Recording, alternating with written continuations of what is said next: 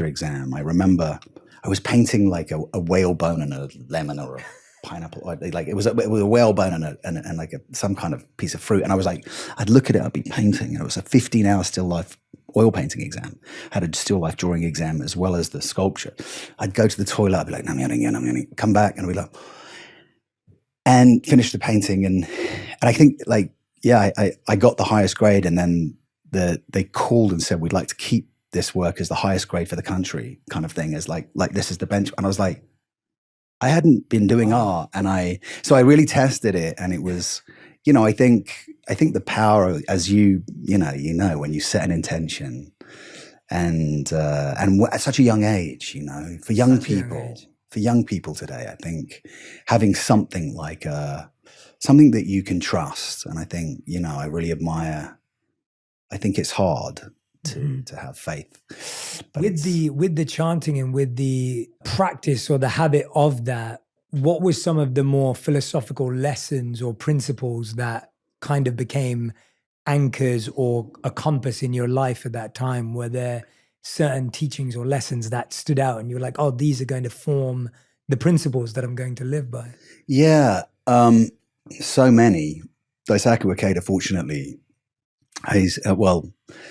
has written extensively, and it's very accessible. For those who don't know, please tell us who. So Daisaku Ikeda is my mentor. He brought this practice from Japan around the world. It was it was in the 60s. I think he is when he left Japan and traveled first to Hawaii. And the founding members of this practice, and many of whom are wonderful Japanese women who have been living around the world. But he brought this practice to 193 countries, I think now. His mentor, Jose Toda, and before that, Jose Toda's mentor, Machigoki, in the 60s in Japan, brought this practice forward. And Daisaku Ikeda really made it accessible. He wrote extensively. He's written a book about his book about his life is written from another perspective. It's like it's him, but it's written as another person. Would you say that third person? Well, if it's not the same, but if it's him, but it's not. He's got a pseudonym for who it is. Yeah, right, a pseudonym. Yeah, right. So but it's. I think there are so many ideas within the practice, but at its core, it's like I just find that through chanting, you say Nam, I devote myself, Myoho Renge Kyo, to the mystic law of cause and effect through the vibration of sound. And the sound is Nam Myoho Renge Kyo. Myoho Renge Kyo is the title of the Lotus Sutra. And as you may or may not know, but yeah, Shakyamuni, the Buddha, Siddhartha, he wrote sutras, meaning teachings, and in the last 8 years of his life, it was the Lotus Sutra before he passed that he sort of proclaimed as the teaching that would lead all living beings to enlightenment in this lifetime. And so that's why we chant Nam Myoho Renge Kyo being also the title of the Lotus Sutra. And then I recite 2 chapters from the expedient means of the lifespan chapter from the Lotus Sutra, which is part of this practice, which is beautifully Japanese because it traveled from India through the Silk Paths and landed in Japan. And it was Nichiren Daishonin, who was in 1270 around then. So you call that the 13th century. He propagated the teaching, and he brought this teaching to the world at that time. So he enshrined in Sumi ink the Gohonzon, which is, as I sort of said, that scroll that I chant to. He inscribed it with Sumi ink, and he gave, because he recognized that sort of humans needed something, a mandala, something to look at. And really, it's like polishing my mirror. So excuse my ADD brain, but it's like polishing my mirror. So I think about, when I chant, I think about, in India, it was like a bronze mirror, and you polish it and then you see your reflection, right? So the more I chant, the more I see my reflection, and I see the things, or like it's like a tea leaf, a glass of tea, and I'm just like stirring away, and it comes to the surface, and you'll do chanting. And I think as you get older, and I have, 2 beautiful children, and you realize that like, it's sort of, I think death is a big part of life, and it's something that some people can be very uncomfortable with or challenged by, and we're mystically, here for such a short period of time relative to everything. And this practice is like kind of constantly preparing you. And it's sort of, so the obstacles that you see in life, because essentially, you know, the way that I've learned through my practice is that we're born, we grow old, we'll get sick and we'll die. And so will everyone around us. And hopefully nobody we love too soon. But the truth is you will lose. And I think that when you can see the obstacles in your life, and it may be just waking up in the morning and getting a bill that you can't afford to pay, or, you know, for somebody, or when you take the obstacles in your life as the opportunities for your growth, when you reframe it as, oh wow, because the truth is, at least my truth through my practice is that we're never not going to have obstacles, right? And it's just how we see those obstacles and whether they become our benefit. So it's like painting a canvas, right? Like when I broke my back, or when I had, you know, near-death experiences, or, you know, experiences, I say, about a few kind of interesting things in my life, or a heartbreak, or a heart reveal, or, you know, something that happened in school, or things like those are the deep colors in your canvas. Otherwise, everything's a sort of like plain, nice, you know, and you want those rich textures, right? Or at least I do. So I found that, that, you know, the practice has given me the sort of the pathway. And by the way, I am like, I intentionally sabotage myself. You know what I mean? I mean, I'm not chanting. I haven't chanted because I'm like, I get in my own way. You know, I'm far from like, I'm like literally, you know, and I'll get picked up on it by friends. I have a very, you know, I have David and my best friend Mark and Chris who's in the show actually, I call Gibbo. We all practice, and so we kind of keep each other kind of accountable a little bit as well. But as you get older, you know, I think you probably experience in your own way, but it becomes so much harder, you know, just to keep that kind of that faith in everything because but it's been for me that I think I was such a young age to get it. Yeah. You know, I know people who are born into it because, you know, their parents, you know, were so, and that's like this, you know, fortune baby, I call it. And that's so blessed, you know, such a blessing. But the 8 Winds is something that Nichiren Daishonin wrote this book. I didn't intend this to be all about Buddhism. I love it. It's beautiful. I'm just like riffing. It's beautiful. But like he wrote the Go Show, and it's like letters to his disciples. And it's crazy because they're written in 1270 something, then the 13th century, but they're so weirdly current. Like it's a bit, because it's like, there's a samurai, Shingo Kingyo, who I kind of like see myself as like, maybe I was, you know, like I have this like nice idea of who he was, but like he had shared the practice with his master, and his master was like giving him all these lands. And then all these other samurai were jealous. And so they tore his character down and he was banished. And then he managed to kind of come back because of his practice and communicate to his Lord. And it kind of worked. But it's like, we know that story. It happens in every office or in every city, or at least, you know, we've heard it time and time again. So they're so sort of current and relative, but absolutely. The 8 Winds is a really great, is one that I grew up. A wise man is not swayed by the 8 winds of praise, censure, honor, disgrace, pleasure, suffering, prosperity, decline. And wow, you know, that is really powerful.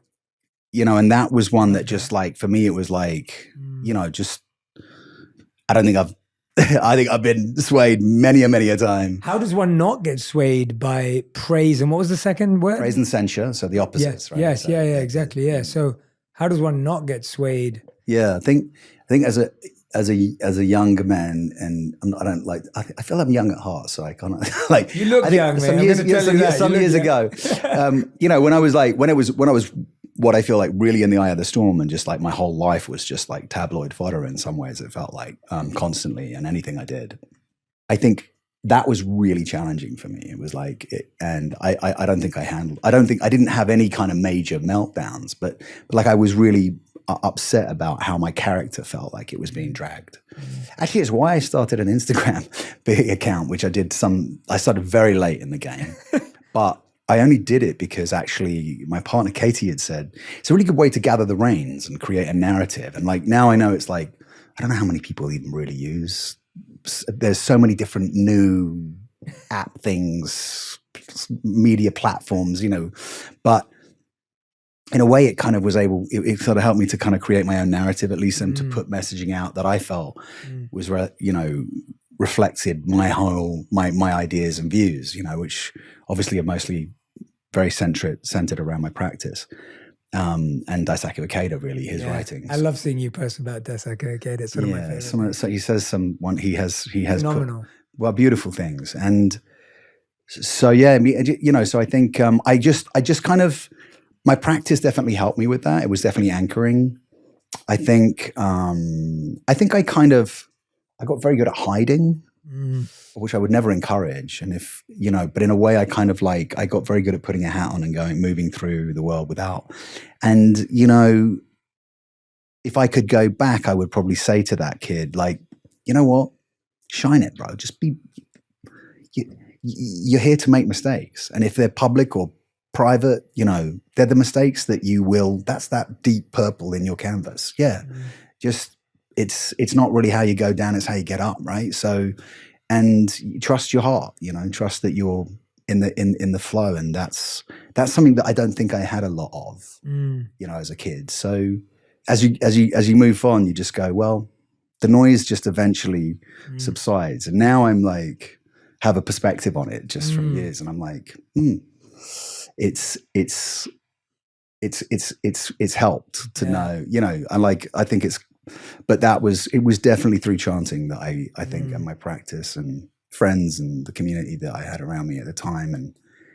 And also being on the road and working so much, I think I just most of it was just didn't really look at it, didn't really pay attention. But hearing you say that, I mean, what's beautiful is that it often feels like so many of these lessons can only be lived and understood when they're lived, but it's helpful to know the lesson you're learning and how it fits in. Yeah. It's almost like you had to go through that. You couldn't have asked yourself to deal with it better or do better at the time. No. But the fact that you had this lesson, philosophy, practice to guide you fall back on, kind of understand, give me perspective. Yeah, for sure. That was a massive blessing. Yeah. When you're talking about fears and your first fear all the way through to this, obviously when you watch the show, there's this feeling of the external fear, right? Like the idea of jumping out of a plane, the idea of rock climbing, all of these things are naturally inherently scary. Right. What's the internal fear when you're doing it? What is the dialogue that's going on? Because obviously you're quite a reflective, thoughtful individual. What's really the fear? Because it obviously isn't jumping out the plane for you. Yeah. I think it comes back to trust and faith, right? And self-worth, right? There are protocols that you follow. All of these adrenaline junkie athletes that you see, maybe posting a 15-second clip on a social media page, have spent their lives and potentially weeks, days, years, hours to perfect whatever you're seeing for a 15-second moment. And, Luke Aikens jumped from the stratosphere without a parachute, landing in a net. Camila Jabbar, who was my freediving coach, along with Will Trubich, who runs this vertical blue competition in the Bahamas, where I was diving. Supreme athletes who, Camila has swum she's the Mexican world record holder of 80 plus meters now.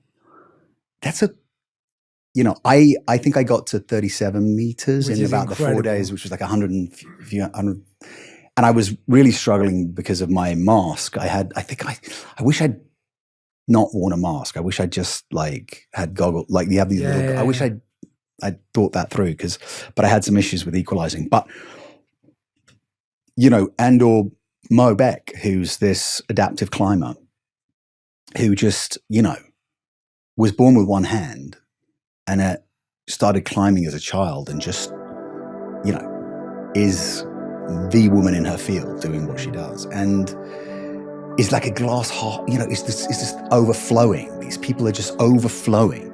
But what it is that they are experts, and it is a life choice almost, right? So in a way, like, people have said to me, "Oh, have you gone back to doing the the wingsuiting?" And I'm like, I really can't wait to do that. But it's like, it's not something you just dip in and out of, you know? It's a real lifestyle choice, and it's a commitment, and it's something that gives you excellence. And I think so trusting in that moment that trusting myself, for me, it was about becoming capable, right? In a way, like learning to follow the protocols, learning to be present enough to take on board everything that's being told to me so that I can apply it to the moment that I'm in. So when I'm in the plane and about to jump, and I think to be fair, I think the climbing, I got such potty mouth on the climbing because I was so frustrated and terrified by the gear, by the knots, by like whether I tied it right or whether the rope was going to hold me, or whether I was going to, and mostly because actually I had Mo's life in my hands, right? Like, so, but it was, I think, becoming capable and having that like education, and then being accountable for myself. So in the moment where the fear is really kicking in, it's just trusting.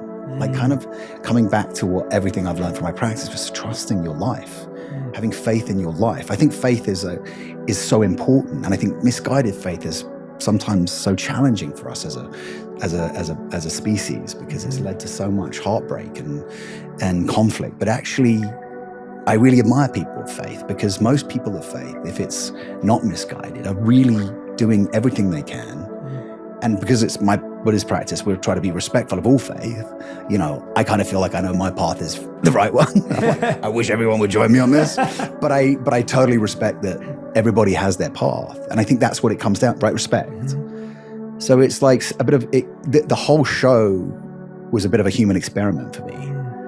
And I think the experiment and the lessons that I continually learn was a bit of like self-respect, becoming capable, trusting my life, and trusting that this was part of an important and necessary part of my life. And after all, I'd chosen to do it, you know, and I could find myself at times in these like super challenging, physically challenging moments, mentally, physically, and emotionally. They were all totally different. So, you know, like wingsuiting just was, it's super unnatural to jump out of a plane. And then I think what Luke said to me was that I'm probably the first person to have jumped at 26 jumps. Wow. So 25 jumps, I got my A license for skydiving, yes. And my 26th jump was in a wingsuit. But he had me on this trajectory, but he knew from what he was watching, and, you know, we were working every day for, you know, a few, not even that long, but he knew that I was capable to do it. So the free diving, I just didn't know if I was going to come back up. I was like, wait, what? What if because I had, and I think I was emotionally really challenged by this idea, like respecting my life, you know, treasuring my life, because I think in some ways in my youth, treasuring my life, valuing my life, understanding the value of life, and being grateful for it in a very profound way. Like, I think I have, you know, a stadium of angels or Buddhas or whoever you want to call them. But, and with climbing, it was like, I'd find myself in these moments, as I said, I'd be like, I'm really having a hard time here. And I would you know, I had this, one of my assistants who became a producing partner who I was working with for so long, who knew me so well, but I would just be like freaking out. She could see I was freaking out, but I was freaking out about something like, why am I wearing this t-shirt? What does this t-shirt mean? You know what I mean? Yeah. It was so interesting how the mind, right? It's like you become, you know what I mean? Instead of just getting in your, you know, I became very, I was like trying to control the environment, control the things, because I felt so out of control. Like, this t-shirt is not the right t-shirt, or whatever it might be. You know, it was like, for me, it could have been anything, but it was like, because I needed to control whatever I had you know, on me, because I felt so kind of out of control in some ways. So as a human, I felt like it was a human experiment, honestly. Like, I was like, how much does it take for me to crack? You know, how much pressure before and what does that look like in some ways? But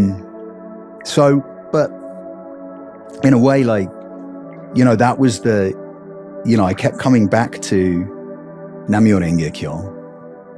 You know, what is meant for you is not going to go away, right? It's not, and this is, but it's also, it was my first time in an unscripted world, right? Yeah. You know, I think because of the nature of my upbringing, dyslexia and education, that was such a challenge, although I got it all, did it all. This is trusting my heart, right? You're trusting your experience, right? I mean, that's what you've done so well. You're able to communicate from the heart, listen, be present, and you know what I mean? And come in with the points that like, are like, oh wow, you're actually absorbing and taking that on. And I think, and sharing and putting a message out. But it's sometimes hard for people, you know, especially I think, you know, when you're younger. Yeah. I mean, I think when I'm listening to you right now. These adaptogens are great. My mind is firing. I'm like, I'm going to take more of this. Good. I'm glad. We'll get you another. Are you finished with that one? Do you want another one? When I'm listening to you right now, and I really appreciate you going there, because of course the external is hard, but I love how you boiled it down to that idea of trying to control the little you think you can control in the midst of the fact that you can't control anything of this. Yeah. And it's interesting how that is such a great metaphor for life. Somehow, yeah. Because we're all trying to control everything we can control and what we can't control, not recognizing that so much is outside of our control. And that makes us in life feel helpless. And it can often make us retreat and hide and disappear. But when you're climbing a mountain, you can't disappear. Like, you can't retreat from that. Yeah. Right? It's almost like you have to sit in that discomfort and you have to sit with that emotion, which is actually what real life is demanding of us. But we find a way to kind of hide it, push it away, deal with it. Yeah. And so it's the most physical, real way. I remember when, and this is what I think hopefully the show will, you know, encourage people to do. We all have something that's uncomfortable for us, whether it's internal or external. And I think everyone needs a friend who encourages them to do some extreme sports now and again. My wife needs less encouragement than I do. As life has gone on, I've become a bit more reserved. And I had a friend a couple of years ago who made me do skydiving, who made me do crazy things with him. And I was really grateful for that because it made me realize how many blocks I had up here that I was unaware of. I thought I'd conquered so many blocks, but there was still so much lack of trust and so much lack of that feeling of, oh, actually, I can sit in discomfort. I was almost trying to get away from discomfort because at one point in my life, I'd put myself through so much of it. Right. And now just wanted to be in a comfortable space, which is fair. Fair. But one thing you say in the docuseries, kind of in the beginning, was this idea of, you say, being on the edge makes me feel most alive.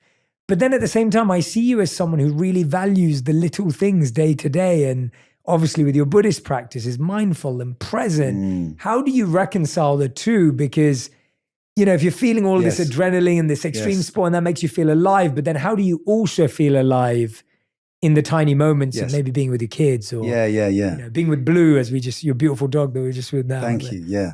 I think, you know, it's such good questions. I think two things, and I want to come back to that question, but I think in a way, like, what are the parts of the show is like, what did it take for me to be remarkably present? Look, I'm one of the most privileged people, I consider myself. The experiences that I've had in the world, in life, I feel just so grateful all the time. I wake up feeling grateful, and, you know, I feel, you know, that partly that's my practice to give me the opportunity. But for some people, it's like, look, just getting up from the couch and going to the kitchen. What does it take for them to do that? I know through COVID, which was the idea, it's like, what does it take for that person just to go to the park, just step outside, take your shoes off, socks off, stand in the grass and look at the trees, and just, that may be all it takes, but it may be so challenging for one person, for that person. So like, yes, for me, you know, when I was kind of raw dogging it with all my kind of ADD and just things happening, I was just like in it. I say that because when I say raw dogging, I mean, I was just like, I've subsequently found like a really amazing like peptide, which is fantastic. That's helped me really kind of connect my thoughts at times, because sometimes it's really disjointed, but in a way I love that about my thinking, because it kind of is sporadic. But for some people, as I said, the hope for the show for me was like, it took me, okay, for me, who, you know, arguably throughout my life has really,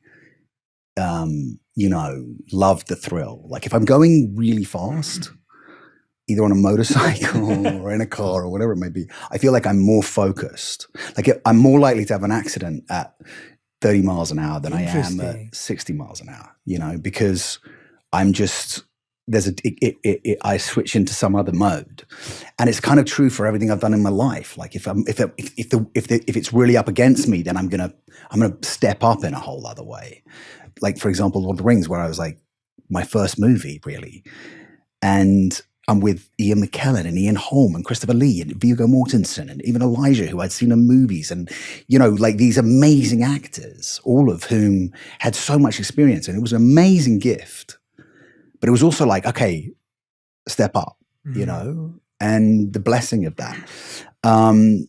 So I think you kind of take that high of these insane things that you're doing, but it's all really like relevant to like sometimes I can wake up in the morning and I just can't figure out even which way to go. I'm like, I can feel like I'm like, wait, what? I'm so grateful, but wait, what am I? My brain is like, it's like trying to bring it online, and it can be really overwhelming in terms of,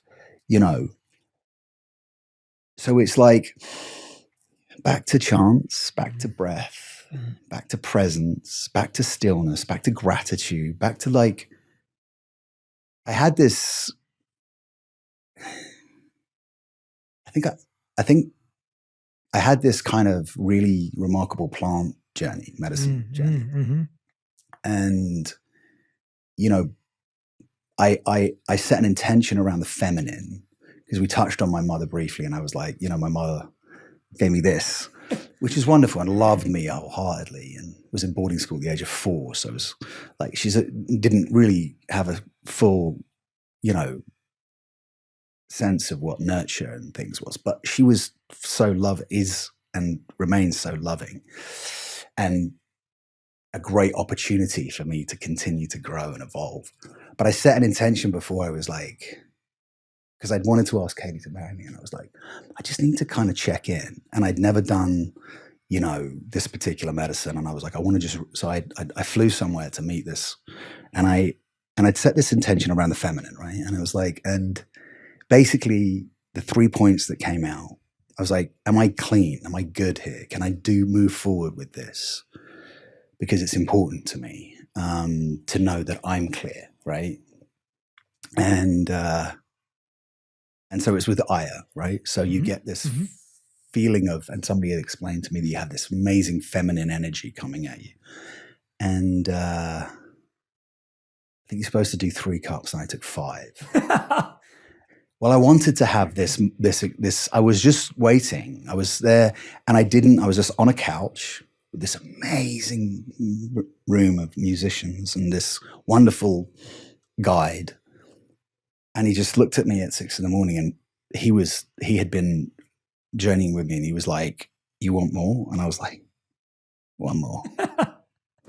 And then I had this like sensation of lightness and this, I think basically it's like our minds, right? You're exploring aspects of your mind that the neuro pathways that you just haven't like looked at, right? You understand that it's the map of your mind, right? That's kind of, and you've disconnected your ego enough to be humble enough to take on.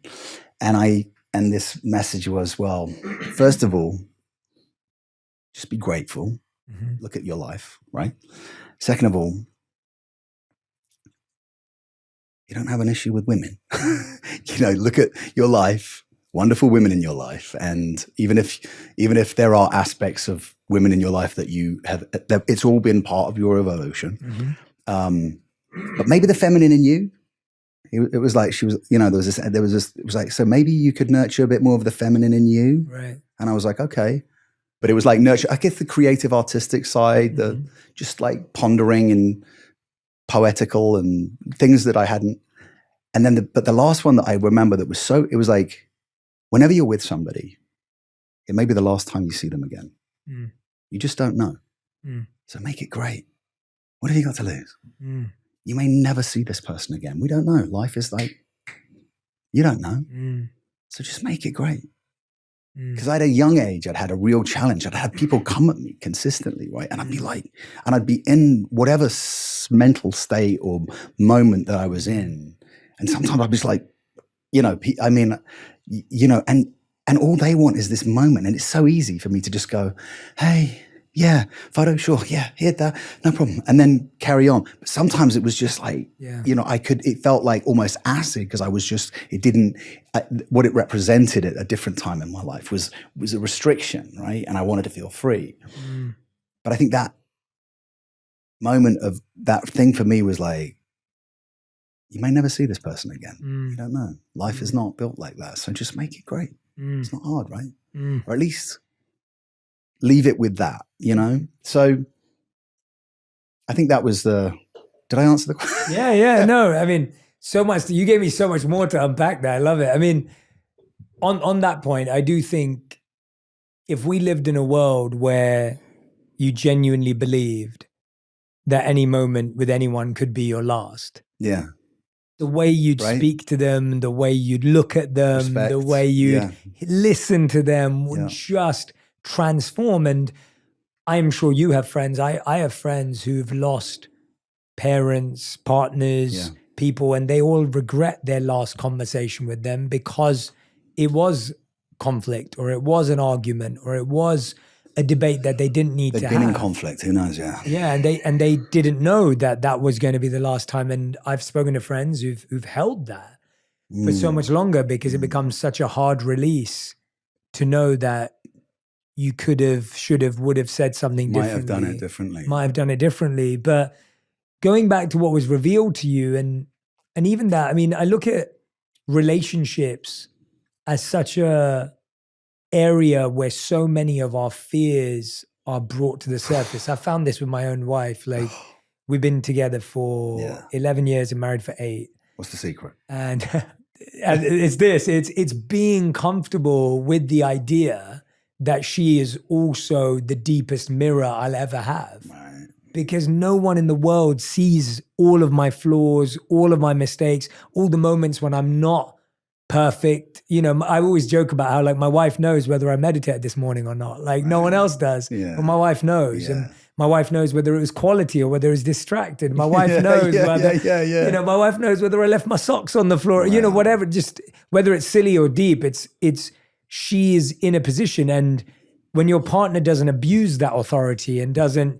use it as a form of control, but actually reflects back some care and compassion, it can be a really, it's almost like you can't grow without it.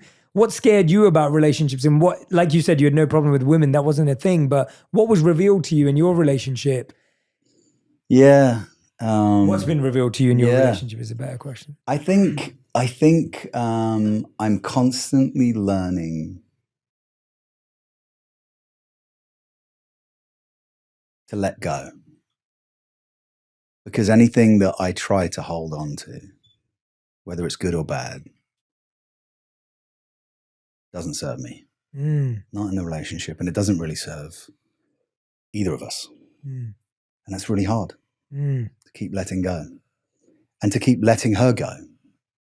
The idea of, because I think when you're in a deeply loving, committed relationship, you want to control or own or have even just letting go of ideas of how things should be, or the idea of what intimacy or intimate moments are to you versus them, or how, whatever it may be, because you've chosen that person, you're on a journey with that person, you're going to learn this lesson. And if you've chosen that person, then that's the person you're going to learn that lesson with. That's the opportunity, right? That's real. Yeah, that really resonates. I feel like that's why we'd rather let go of the person and have a new 6-month period with someone new, because you don't have to let go in that 6 months. Like that 6 months is almost full of holding on, and every idea and every hope and possibility remains intact. Like you don't have to dismantle it or question it or break it down. But you are so right that the amount of misconceptions I've had to let go of as we spend more time together. And I think it's going to change every day, right? Absolutely. It's like every day I choose you. Yeah. You know, because also, you know, your wife is changing, right? 7 years from now, she's going to be a completely different human. Yeah. You have no idea, right? You know, you clearly have been around each other, and you do probably have a sense, but we don't know. You don't know. It's the same thing as like, I may never see that person again. Yeah. Every day, you may never see that version of that person again, or you know, whatever it may be. But like, yeah, we're just, you know, I'm forced. I seize the opportunity every day to grow, and as you see from the show, I'll never choose the easy path. You know, like it's just not who I am. Yeah. And you know, in some ways, my relationship is the greatest opportunity for my continual growth. And you know, and I know we both see it that way. So that's how we grow, and we do. And she will not, you know, she'll hold me accountable, and I'll do the same. And sometimes, you know, you'll be confronted by your own self, you know? And I think, you know, trust, right? Trusting your path, your journey, your faith, that this is what's meant for you. And then, you know, the universe will take care of the rest, and making mistakes and going, okay, did that. Sorry.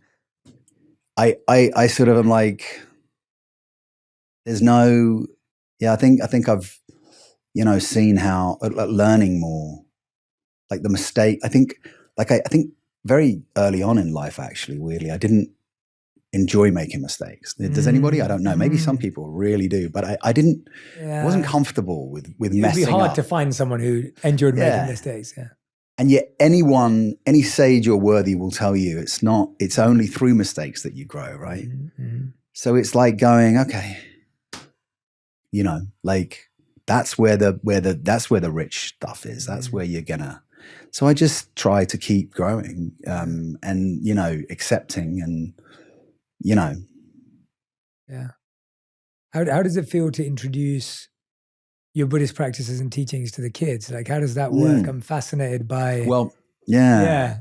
I say Nam-myoho Renge Kyo to Daisy, and sometimes on the other side of the world on a movie, she'll be like, I say Nam-myoho Renge Kyo, and she'll go, Nam-myoho Renge Kyo.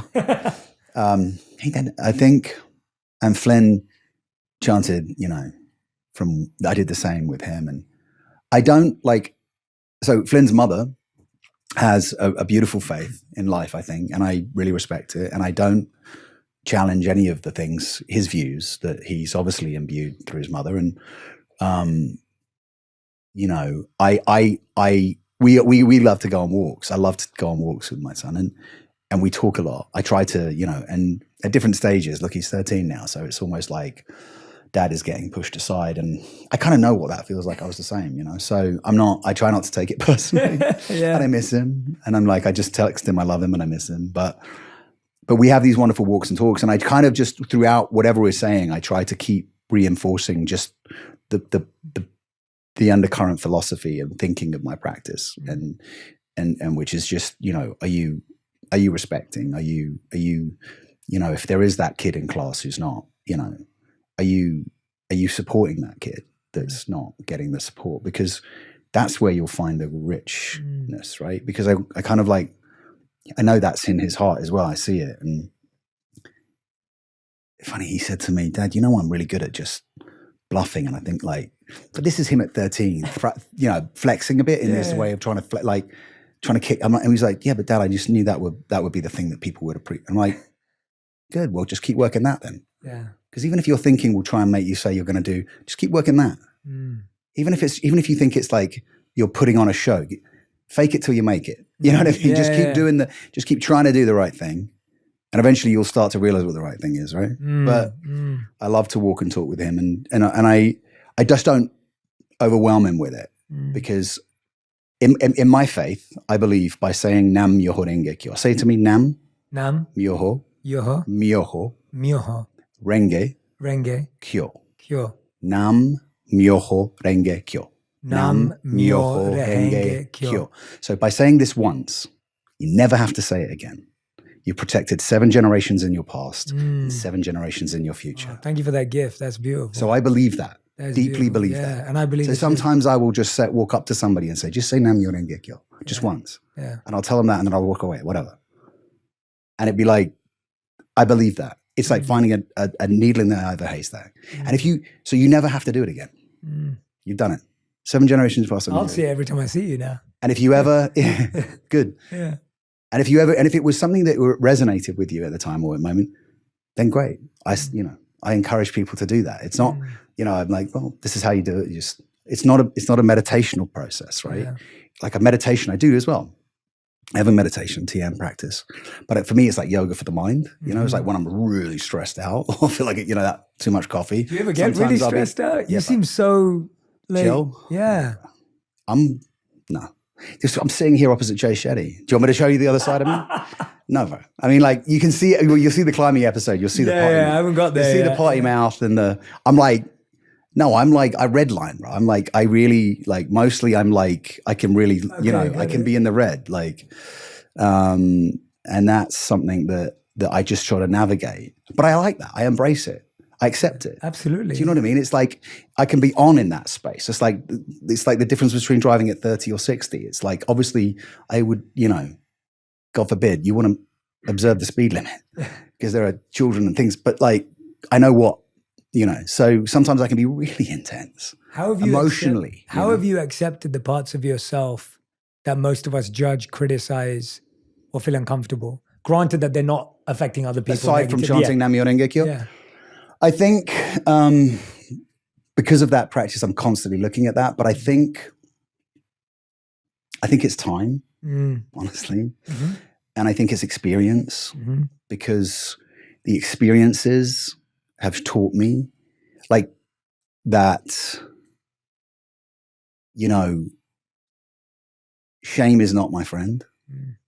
Guilt. Shame. If you spend too much time in that negative thought pattern, we're light energy. We're like little planets, right? Mm-hmm. But if you broke our bodies down, I was having this conversation with somebody who was giving me a massage the other night. She's this amazing woman. And she was like, but we're like little galaxies. If you actually dissolved us, the trillions and billions of, cells and everything, it's like a little galaxy.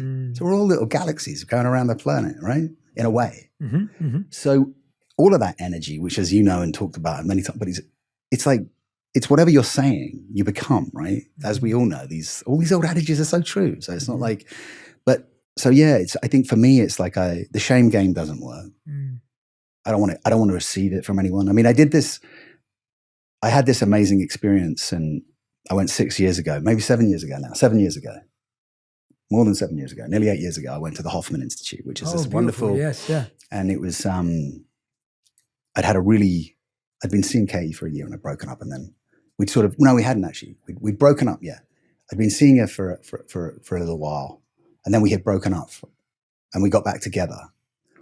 The young love weirdness of trying to find things, but I'd been triggered into this really unique pattern of behavior that I felt I'd inherited from my mom, right? This thing of like, see me, I'm here, with my mom. I'm over here. I think, why, you know what I mean? And trying to get the attention, right? And I was like, oh, one of the worst years internally I can ever remember, because I felt like I was playing a part instead of being a part. And I was just, because I had so many feelings and I was in water that was uncharted. So a dear friend of mine, Buddhist, had an actor friend from New York had suggested that I do this 2 years ago, and I hadn't picked up on it. James Lacine, this amazing actor, human, just wonderful person. And I was like, sort of remembered when we'd had this breakup, and I'd remembered I'd taken my passport, left everything else, and walked into New York because we'd been in New York. And then I was like, got on a plane home. But before I got on a plane home, I went to his house because it was like 5 a.m. when we'd had this rip-roaring argument. And I was like, took my passport and walked out the door. And I was like, and he'd talked about it. And so I did this course. And I left with these 3 thinking. And it was a wonderful week where you don't have your phone, you don't have the email. So you have no connection to the outside world, really. And you don't, and people, you know, obviously I was me, but I had this, nobody's there for that. So Yes. it's really people are on their own. They're all in their own form of need. So I was wearing like a name tag that was my childhood name or whatever. And then I did 7 days of like, I guess kind of like a group therapy. And it felt like 3 years of therapy in 7 days in a way.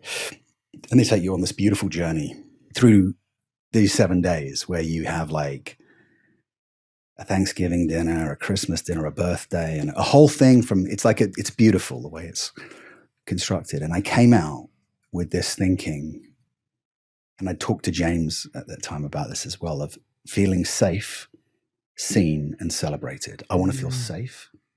So in terms of my relationship, so with self first, right? So if I look in the mirror, I feel safe. Do I feel safe with you today? Do I feel seen by you? Am I kind of observing myself? And do I feel celebrated, right? But really it's for the people in my life. Like, do I feel safe with this person? Do I feel seen by this person?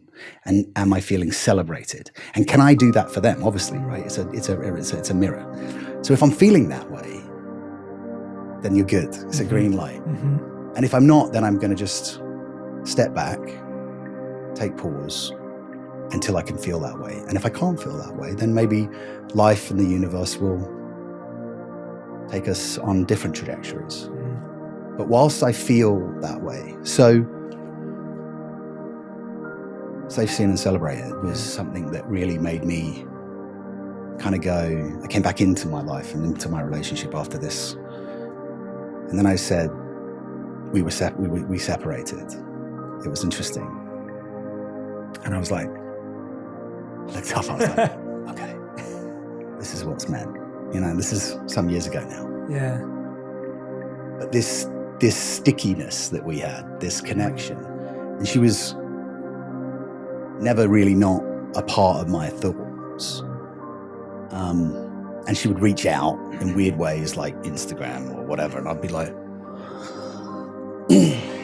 processing, and I was like, and then I made a sort of decision because I had this safe, seen, celebrated thing, not to see her unless she would. And then she actually did this Hoffman as well. Wow. And had an amazing experience herself. Wow. And so we just kind of, I think it was like it created a foundation. So we're constantly sort of bouncing off this thing, and sometimes the foundation's really rocky.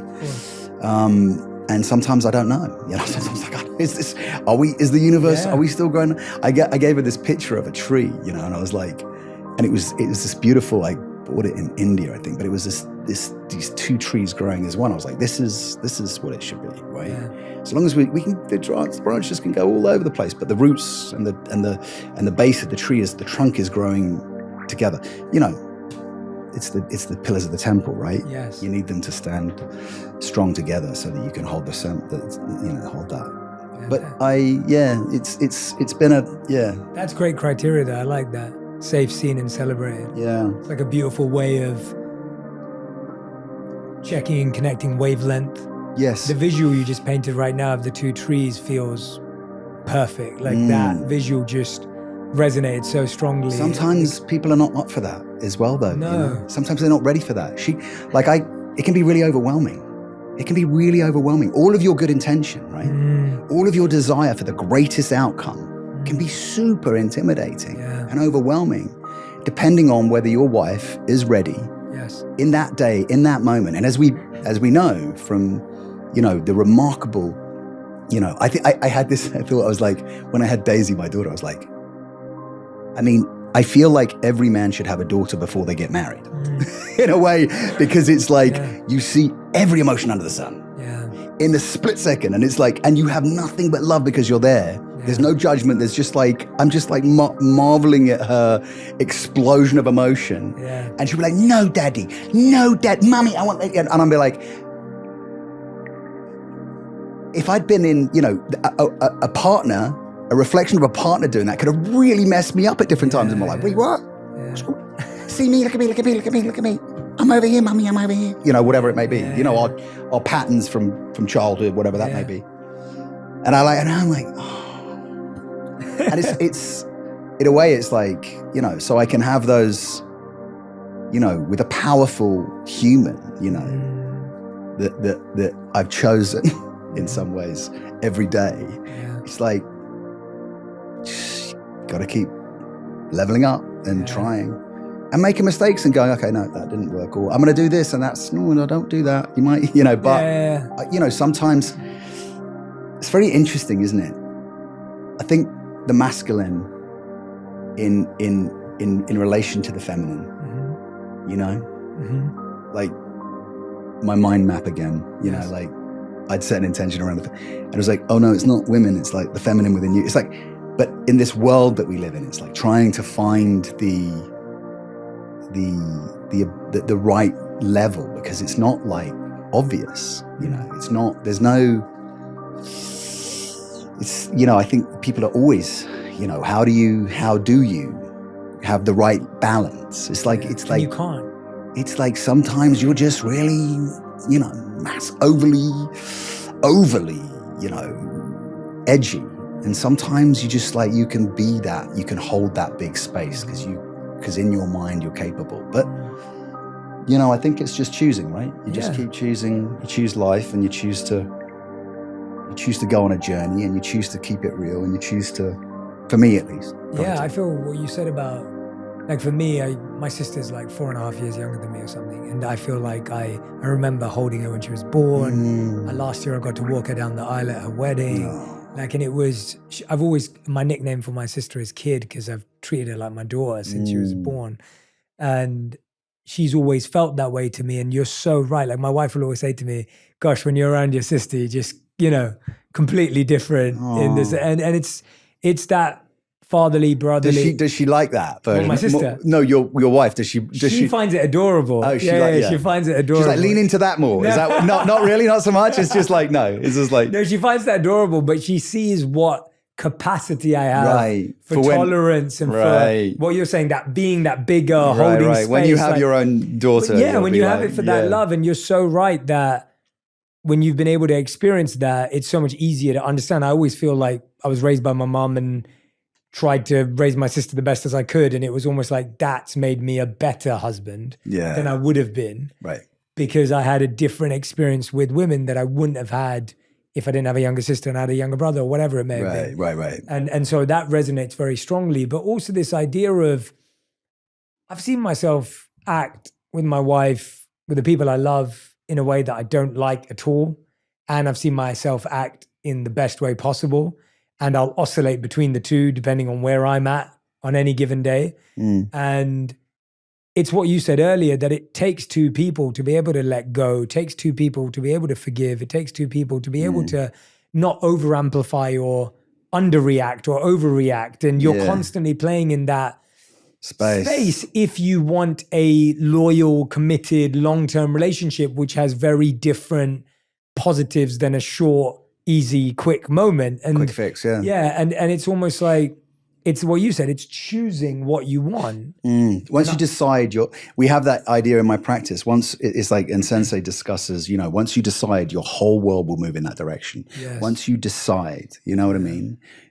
Everything is set up for the universe to support that decision, but you must decide, whatever it may be. And then if the wheels fall off along the way, you know, you realize that you've decided and there are mistakes, but then you set about fixing. And I wrote this like a mission statement when I first met her, because I wanted to try to articulate all these crazy feelings that I was having at the time, which was like a reveal that I hadn't had in a long time in somehow.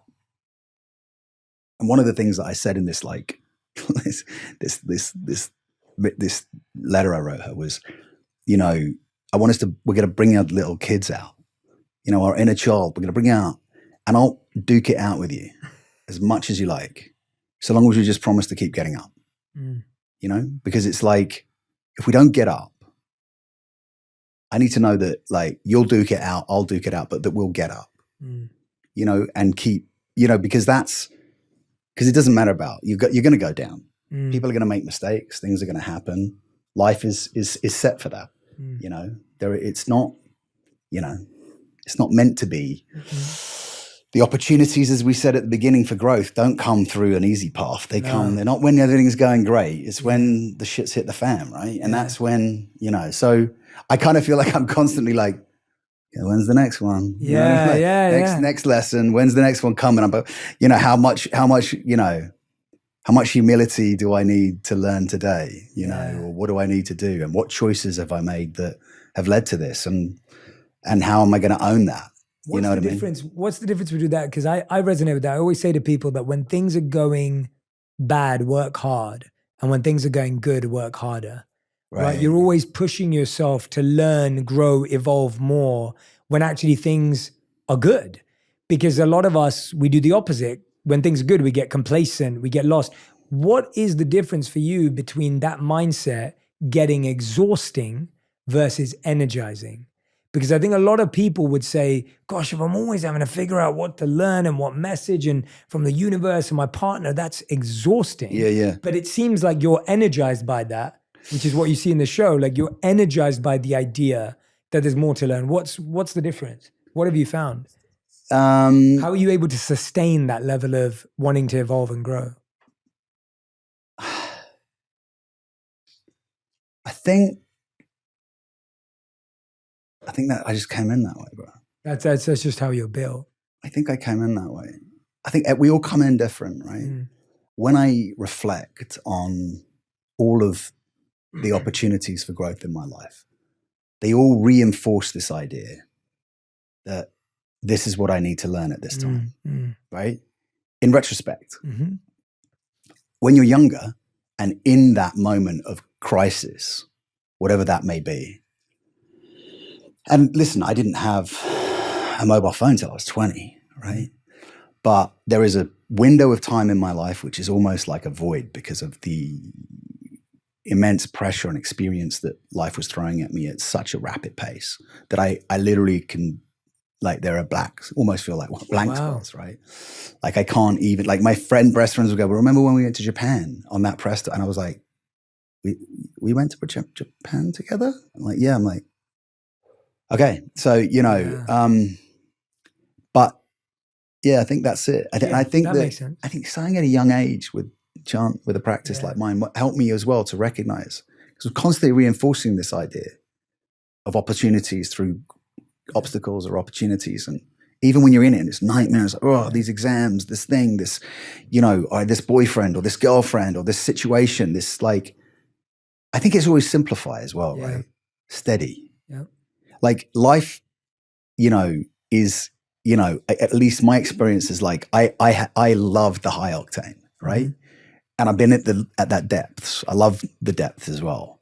But when I'm steady, when I just like come back to the simple, right? Simplify. Because sometimes you just need a walk, you know what I mean? You just need to go outdoors. Sometimes you just need to look at the sky, take a deep breath. Sometimes it's just, and it's a few little touchstones that you can create for yourself, so that you have tools, right? Yeah. Create your own toolbox. And I think that's what I got from just so many different things, whether it's Hoffman or a plant journey, so many, or an encounter with somebody important, or my relationship to Daisaku Ikeda, my mentor, and I think it's also we're all wired differently. So like, if you keep leaning into that area of and not being afraid to lean into the discomfort of life, then that's what the show is giving you. You're leaning into the discomfort, you get the benefit, right? Yeah.